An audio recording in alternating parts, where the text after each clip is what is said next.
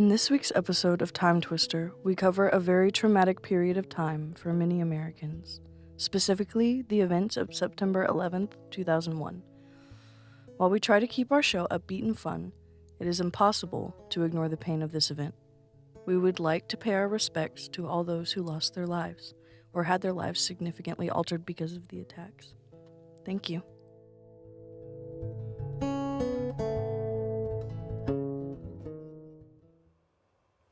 Hello everyone and welcome to Time Twister. My name is Faith Talbot and I'll be your host for this episode. Today we're diving into a bunch of topics from the early 2000s, including sports, fashion, and entertainment. And at the end, we have a special little trivia show for you called Couch Talk. So sit back, chillax, grab some popcorn, whatever your heart desires, and don't get it twisted. We'll be right back.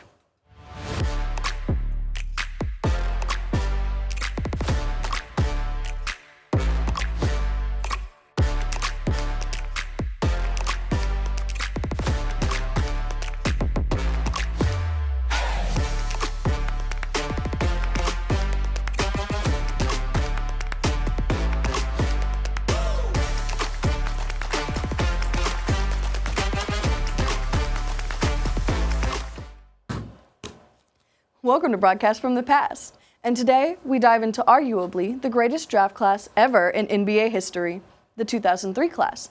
If you're wondering why this is the greatest draft class in NBA history, then, well, obviously you've been living under a rock. Let's start off with the first overall pick, the Cleveland Cavaliers, selected one of the greatest players of all time, LeBron James, otherwise known as King James. What did LeBron do in his career? Well, where do I begin? LeBron is a four-time league MVP, the all-time leading scorer, and he's got 4 NBA Finals championships. And by the way, he got Finals MVP in all of those championship years. And that's just to kickstart the draft. I haven't even begun diving into this monumental class. The 2003 NBA draft class had nothing but royalty. This historic collection consisted of these exceptional players: Carmelo Anthony, Chris Bosh, Dwayne Wade, and David West. And moving on from the 2003 draft class, we can't talk about the 2000s sports without mentioning Pat Tillman. Who is Pat Tillman, you may ask? Tillman was the linebacker for the Arizona Cardinals, who played 4 seasons in the NFL. Why the short career? Well, after the 9/11 attacks, Tillman left the NFL and enlisted into the U.S. Army in May of 2002. He fought in 7 tours and was killed in friendly fire on May 28, 2004. Pat Tillman will always be remembered for his bravery and patriotism. And lastly, on Broadcast from the Past, we can't forget about one of the greatest wrestling eras of all time, the Ruthless Aggression era. After the Attitude Era, WWE was looking for the next biggest star. In the Attitude Era, you had wrestlers like Stone Cold Steve Austin, The Rock Lesnar, and the most notable star, John Cena. All 4 of these wrestlers would win multiple championships, headline numerous WrestleManias, and become world-renowned athletes. All right, you guys, that was Broadcast from the Past, but when we return from the commercial break, we've got Runway Talk, where we talk about some of the 2000s fashion and style. Don't want to miss out on that now. Stay tuned. The cosmetology program at Nash Community College provides industry-based knowledge in a simulated salon environment. Students learn hands-on fundamentals along with scientific and artistic principles associated with the cosmetology industry. Program courses instruct students in all phases of professional imaging, including hair design, chemical processes, skincare, nail care, and multicultural practices. The program also delves into business principles, computer skills, and product knowledge. Degree graduates should qualify to sit for the State Board of Cosmetic Arts examination for licensure. Diploma and certificate options are also available. For more information about the cosmetology program or the salon services open to the public, visit nashcc.edu or call 252-443-4011.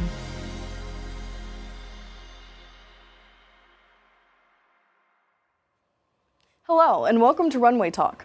In this segment on Time Twister, we discuss the early 2000s fashion. To begin the 2000s, late 90s trends were still popular. Bright colors, metallics, low-rise everything, streetwear, and rhinestones galore.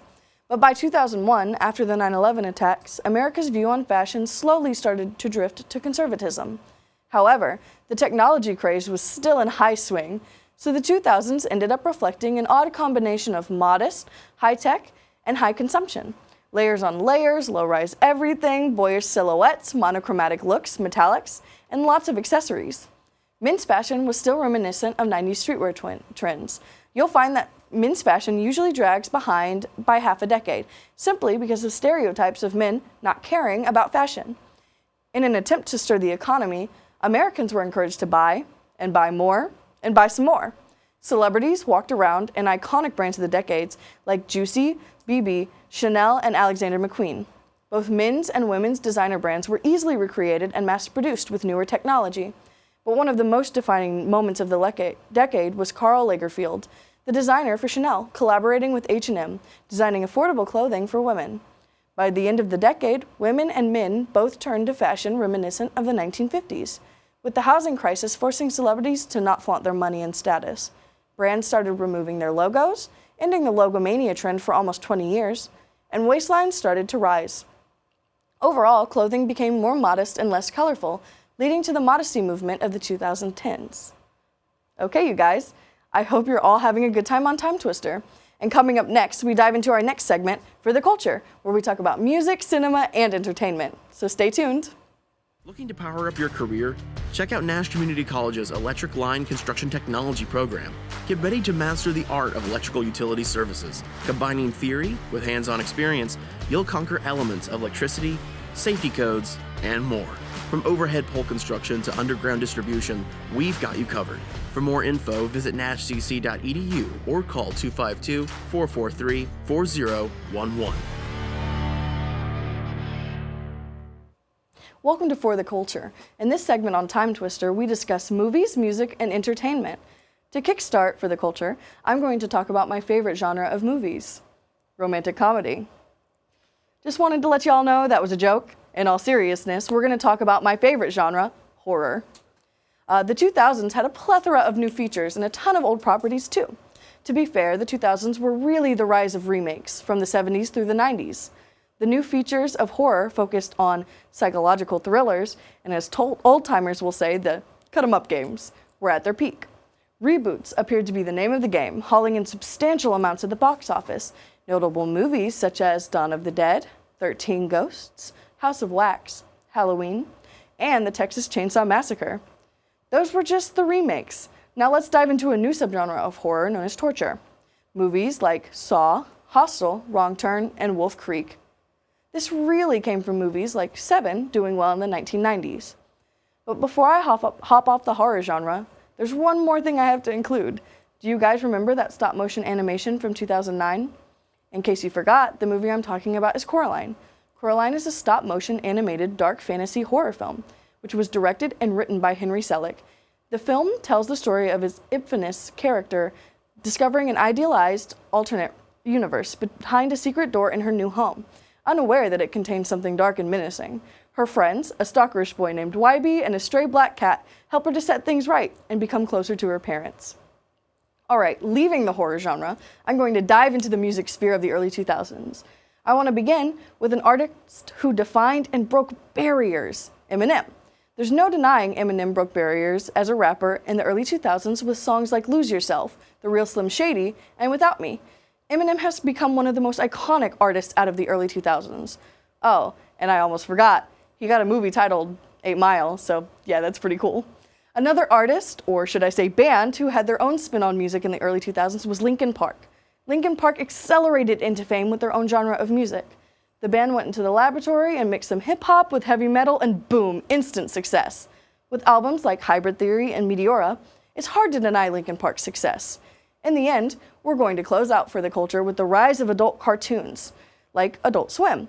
We have to start with one of the most iconic adult cartoons in the world, and that would be Family Guy. Granted, Family Guy began in 1999, but the success of episodes of Family Guy have left us with nothing but entertainment. And how can I talk about Family Guy without mentioning the epic rivalry between Peter Griffin and Ernie the Chicken? The rivalry kickstarted when Peter received an expired coupon from Ernie the Giant Chicken at Sam's Chicken Shack. The cashier told Peter the coupon had expired, and the rest is entertainment history. Another piece of Family Guy history, remember that time Brian owed Stewie money? I'd love to talk about that on Time Twister, but it's a little much for the guidelines.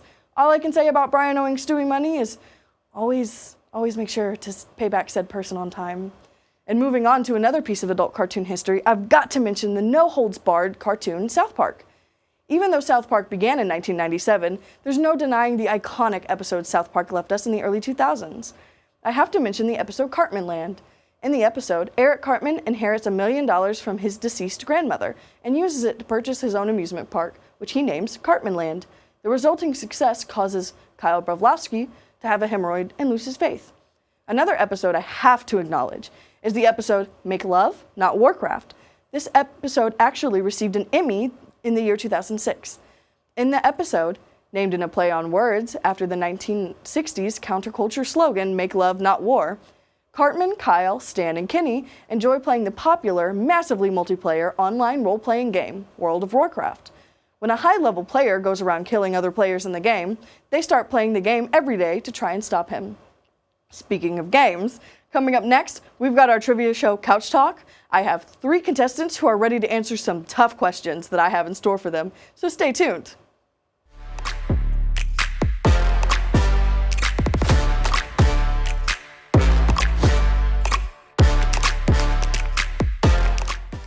Welcome all to Couch Talk, the section of our show where we ask contestants trivia questions about the decade we discussed in the episode. Our contestants ring in with their own choice of slang, so don't get lost in the wind when they start shouting random words. Let's introduce these cats. We've got the man, the myth, and the legend, David Rhea. Top bum, Arthur Pridgeon.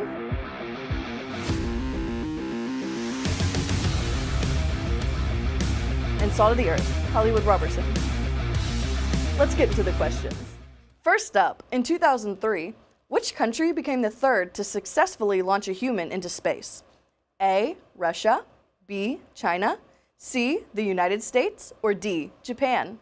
Launches and like fly them up there? I guess. Like, throw them up there. Throw them up there. Chillax. Yeah. Count them. I said chillax. Russia. Wrong. Yeah. U.S. Wrong. Plata. Is it Pluma? Japan. China. B, China is correct. Which artist's album, Speakerbox/Love Below, won the Grammy for Album of the Year in 2004? A, Outkast, B, Eminem, C, Jay-Z, or D, Kanye West? Chillax. Kanye West. Incorrect. Yeah. Outcast. That is correct. It is A, So fresh and Outkast. so clean, baby. I'm gonna come back. I promise y'all.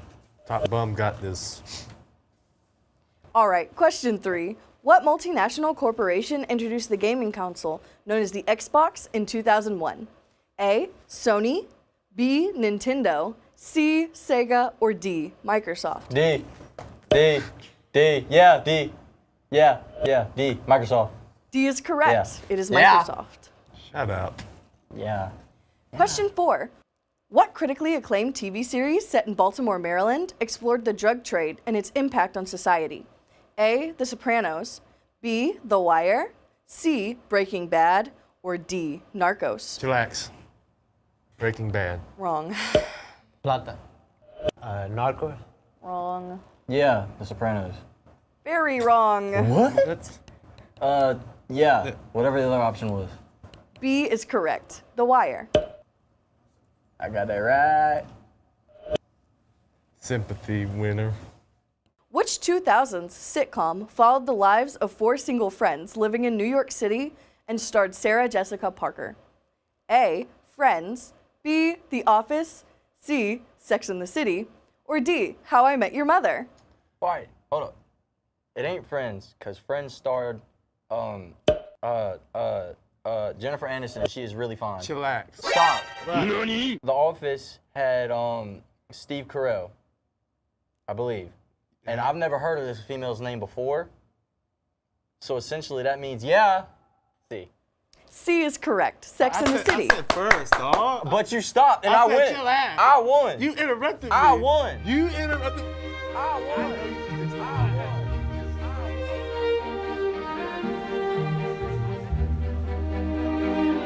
Hey, you snooze rules, fool. Back up off my crib. You some punk from North Carolina. And that punk just beat you too. Let him win. All right, final question. Which popular reality TV show first aired in 2000? where contestants lived together in a house under constant surveillance? A. Survivor, B. The Real World, C. Big Brother, or D. The Amazing Race? Yeah, see Big Brother. C. Big Brother is correct. Me and my mama watch that show all the time. Shout out Paisley. I love you, mama. Aww. I love you, mama. All right, congratulations to our winner, Wood, with much thanks to his mother, Paisley.